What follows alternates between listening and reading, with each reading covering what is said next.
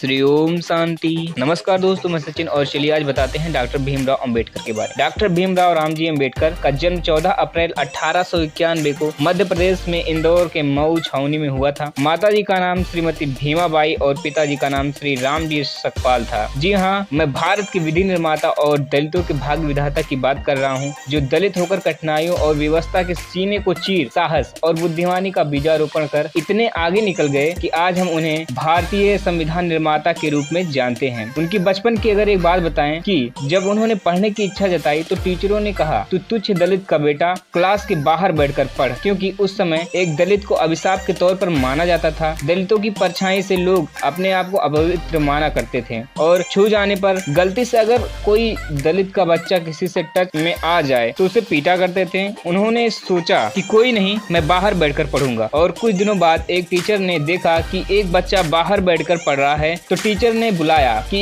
ए इधर आ, सवाल लगा। तो अंबेडकर उठे और जाकर सवाल फट से लगा दिया। पर क्लास में बैठे बच्चे चिल्लाकर अपनी टिफिन बॉक्स को लेकर भागने लगे, क्योंकि अंबेडकर एक दलित का बेटा था और उनकी परछाई से इन बच्चों की टिफिन दूषित हो जाती। तो ऐसी परेशानियों और न जाने कितने सामाजिक बहिष्कार के बाद भी MA political science, MA economic, MA history, MA sociology और पीएचडी कोलंबिया यूनिवर्सिटी से इन्होंने किया। और फिर भी ये रुके नहीं और लंदन में एमएससी लॉ डॉक्टरी करने के बाद इन्होंने अपनी कई किताबें लिखी। इनकी किताबों के आधार पर आगे चलकर रिजर्व बैंक ऑफ इंडिया का निर्माण हुआ। जी हाँ दोस्तों, ये आपको याद रखना चाहिए कि रिजर्व बैंक ऑफ इंडिया जो है वह पूरी इनकी 2 किताबों पर बेस्ड है। फिर भी छुआछूत ने इनका पीछा न छोड़ा था। एक ऑफिस में इनका जॉब लगा और ये ऑफिस के अंदर बैठे थे और सरकारी पियोन ने इनको फाइलें फेंक कर दी। कहा, तू भले इस कुर्सी पर बैठा है पर है तो एक दलित। और